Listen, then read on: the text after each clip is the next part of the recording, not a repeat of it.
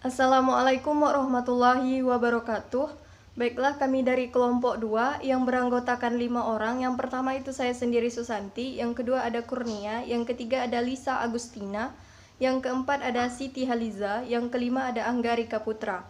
Di sini kami akan mempresentasikan hasil diskusi kami tentang akuntansi instrumen derivatif. Yang pertama yang akan dijelaskan oleh saya sendiri. Apa itu derivatif? Derivatif yaitu sebuah kontrak perjanjian penukaran pembayaran yang nilainya diturunkan atau berasal dari produk yang menjadi acuan pokok atau juga disebut produk turunan daripada memperdagangkan atau menukarkan secara fisik suatu aset. Biasanya pelaku pasar itu membuat suatu perjanjian untuk saling mempertukarkan uang, aset atau suatu nilai di masa yang akan datang dengan mengacu pada aset yang menjadi acuan pokoknya. Menurut PSAK 55 Revisi 2006, mendefinisikan derivatif sebagai suatu instrumen keuangan atau kontrak lain yang mempunyai karakteristiknya. Yang pertama, nilainya berubah akibat dari perubahan variabel yang ditentukan, seperti suku bunga, harga instrumen keuangan, harga komoditas, nilai tukar mata uang asing, indeks harga, atau indeks suku bunga, peringkat kredit atau variabel lainnya. Untuk variabel non-keuangan, variabelnya itu tidak berkaitan dengan pihak-pihak dalam kontrak. Yang kedua, yaitu tidak memerlukan investasi awal neto atau tidak memerlukan investasi awal bersihnya. Yang ketiga, itu diselesaikan pada tanggal tertentu di masa yang akan datang. Jenis-jenis instrumen derivatif, yaitu yang pertama ada freestanding derivatif, yaitu derivatif yang berdiri sendiri, yaitu terbagi menjadi beberapa macam jenis. Freestanding derivatif yaitu yang pertama ada opsi, yaitu adalah suatu kontrak yang salah satu pihak menyetujui untuk membayar sejumlah imbalan kepada pihak yang lainnya untuk suatu hak tetapi bukan kewajiban untuk membeli sesuatu atau menjual sesuatu kepada pihak yang lainnya. Dan terbagi menjadi dua jenis opsi, yaitu ada opsi jual dan opsi beli.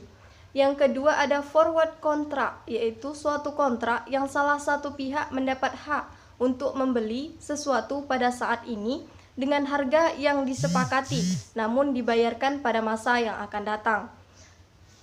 Baiklah, selanjutnya yang akan dijelaskan oleh Anggarika Putra, kepadanya dipersilahkan. Baiklah, di sini saya akan melanjutkan presentasi dari Susanti, yaitu pengakuan dan pengukuran derivatif. Yaitu yang pertama ada derivatif harus diakui dalam laporan keuangan sebagai aktiva atau kewajiban. Dan yang kedua, setelah pengakuan awal, entitas pengukur derivatif yang diakui sebagai aktiva atau kewajiban pada nilai wajarnya. Yang ketiga, ada keuntungan dan kerugian yang dihasilkan dari spekulasi dan derivatif harus. Dan selanjutnya ada kegunaan derivatif dan instrumen derivatif. Yang pertama, alasan pengguna derivatif, dan yang kedua instrumen derivatif. Dan selanjutnya ada pengguna derivatif, yaitu apabila suatu perusahaan ataupun setiap orang yang memiliki tingkat risiko yang tinggi dalam bisnisnya, perusahaan atau mereka dapat menggunakan kontrak derivatif untuk melindungi perusahaannya maupun dirinya dari berbagai jenis risiko, sehingga dalam menggunakan kontrak derivatif mencapai tujuannya tersebut. Baiklah, selanjutnya akan dijelaskan oleh teman kita Siti Haliza. Kepadanya kami persilahkan. Baik, di sini saya akan melanjutkan presentasi dari Anggarika Putra, yaitu derivatif digunakan sebagai lindung nilai. Adanya kondisi ketidakpastian keadaan ekonomi dan politik, di mana masa datang mendorong orang untuk melakukan suatu tindakan guna mengurangi risiko yang ada. Lindung nilai adalah tindakan yang dilakukan untuk mengurangi atau bahkan menghilangkan risiko yang terkait dalam pasar uang atau dunia keuangan. Dalam hal ini banyak dilakukan untuk mengurangi potensi kerugian yang mungkin timbul dari risiko investasi yang dilakukan. Di antara contoh lindung nilai terhadap risiko yang paling umum adalah memberi perlindungan asuransi yang dilindungi properti tersebut terhadap berbagai risiko seperti kebakaran, banjir, gempa bumi, huru-hara, dan lain-lain. Berdasarkan PSAK 55 Revisi 2006, instrumen lindung nilai adalah derivatif yang telah ditetapkan untuk tujuan lindung nilai atau aset keuangan non-derivatif atau kewajiban keuangan non-derivatif yang telah ditetapkan untuk tujuan lindung nilai hanya untuk lindung nilai atau risiko perubahan nilai tukar mata uang asing yang nilai wajar atau arus kasnya diperkirakan dapat ditulis hapus dengan merubah nilai wajar atau arus kas dari item yang dilindungi nilai. Item yang dilindungi nilai adalah aset, kewajiban, komitmen pasti, perkiraan transaksi yang sangat mungkin terjadi, atau investasi neto pada operasi di luar negara yang menyebabkan estimasi terhadap risiko perusahaan nilai wajar atau arus kas masa depan. Yang kedua, sekelompok aset, kewajiban, komitmen pasti, perkiraan transaksi yang kemungkinan besar terjadi, atau investasi neto pada operasi di luar negara yang memiliki karakteristik risiko yang serupa. Yang ketiga, bagian dari portofolio aset keuangan atau kewajiban keuangan yang terbagi risiko yang dilindungi nilai atau lindung nilai portofolio suku bunga. Selanjutnya akan dijelaskan oleh Lisa Agustina. Kepadanya dipersilahkan. Baiklah, saya Lisa Agustina akan melanjutkan penjelasan dari Siti Haliza, yaitu tentang tujuan lindung nilai. Yang pertama, manajemen expectation, yaitu lindung nilai diharapkan sesuai dengan strategi manajemen risiko. Yang kedua, effectiveness versus ineffectiveness, yaitu lindung nilai diharapkan akan sangat efektif dalam rangka saling hapus atas perubahan nilai wajar atau arus kas. Jika sudah tidak efektif, maka akuntansi lindung nilai harus dihentikan. Selanjutnya, kriteria lindung nilai. Yang pertama, terdapat penetapan dan pendokumentasi formal atas bisa disebut kebijakan tertulis atas hubungan lindung nilai dan tujuan manajemen risiko entitas serta strategi pelaksanaan lindung nilai. Yang kedua, lindung nilai diharapkan akan sangat efektif dalam rangka saling hapus perubahan nilai wajar atau perubahan arus kas.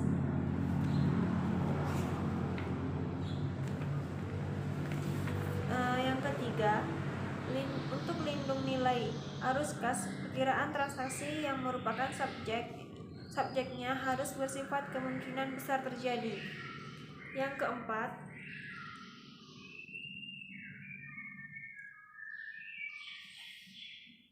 efektivitas lindung nilai dapat diukur secara andal, yaitu nilai wajar atau arus kas dari item yang dilindungi nilai yang dapat diatribusikan pada resiko yang dilindungi nilai, dan nilai wajar instrumen lindung nilai tersebut harus dapat diukur secara andal.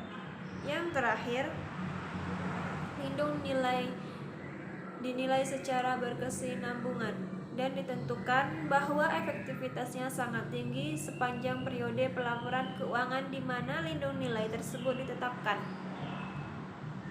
Selanjutnya, jenis lindung nilai ada 3.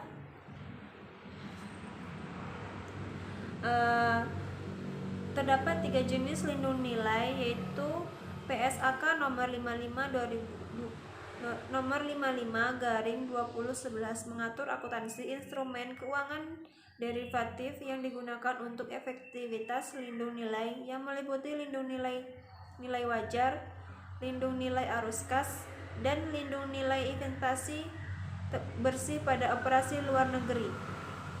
Yang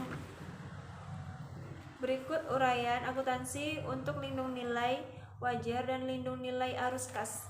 Yang pertama, lindung nilai atas investasi neto pada operasi di luar negeri.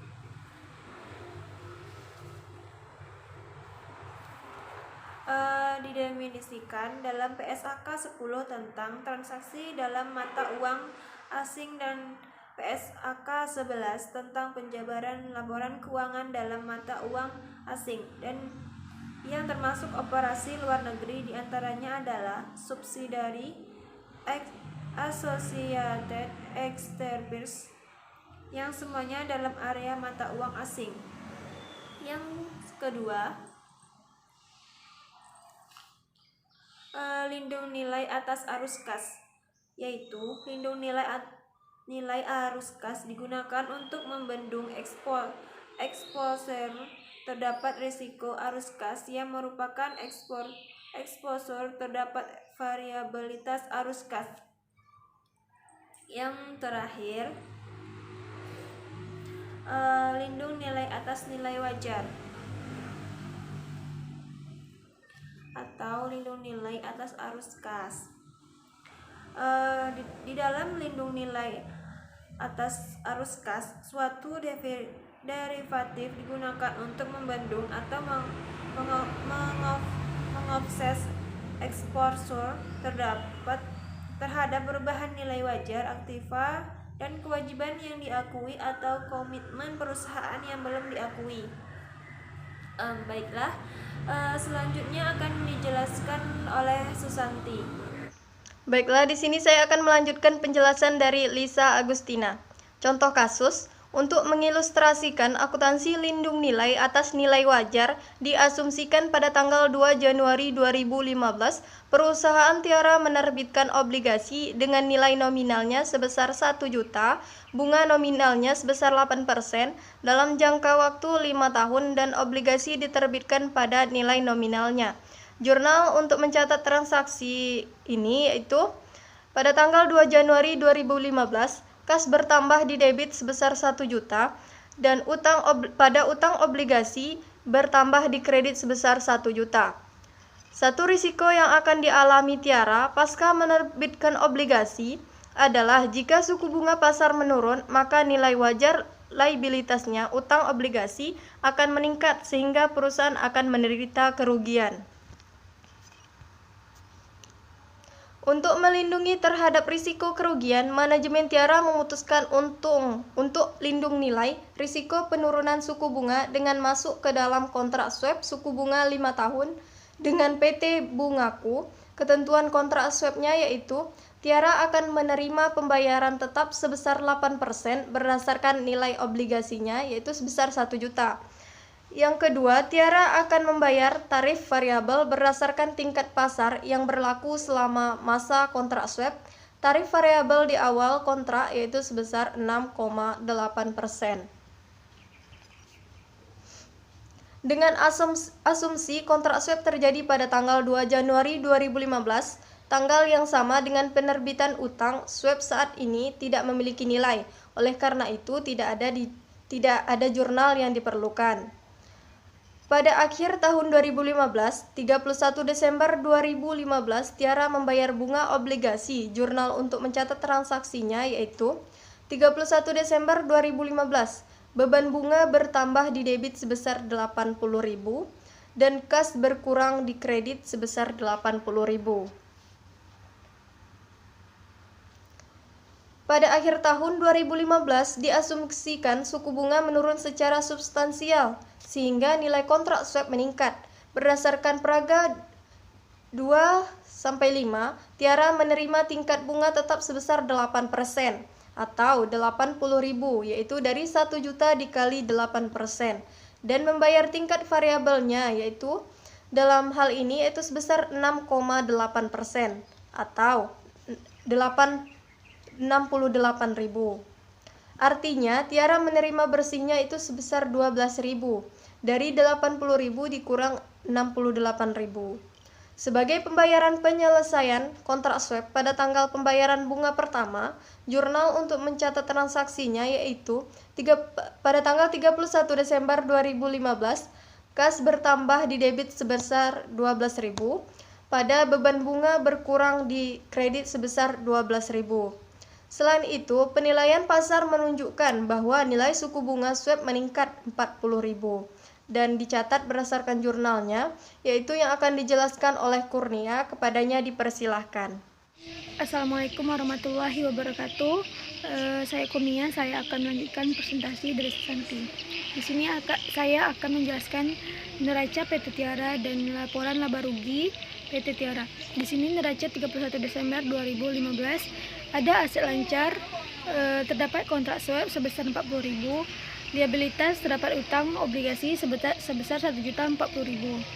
Di sini ada laporan laba rugi PT Tiara untuk periode berakhir 31 Desember 2015. Di sini ada beban bunga sebesar 68.000. 68.000 terdapat 80 dikurang 12.000, jadi 68.000. Di sini ada pendapatan lain, yaitu laba kepemilikan belum direalisasi swap sebesar 40.000, terus rugi kepemilikan belum direalisasi, utang obligasi, terus sebesar 40.000. Di sini adalah laba rugi bersih sebesar Rp0. Kenapa Rp0? Dikarenakan 40 dikurang 40 jadi Rp0. Sekian dari saya presentasi. Jika terdapat kesalahan mohon dimaafkan. Wabillahi taufiq wal hidayah. Wassalamualaikum warahmatullahi wabarakatuh. Baiklah, sekian presentasi dari kelompok kami. Jika terdapat kesalahan, kami mohon maaf yang sebesar-besarnya. Wassalamualaikum warahmatullahi wabarakatuh.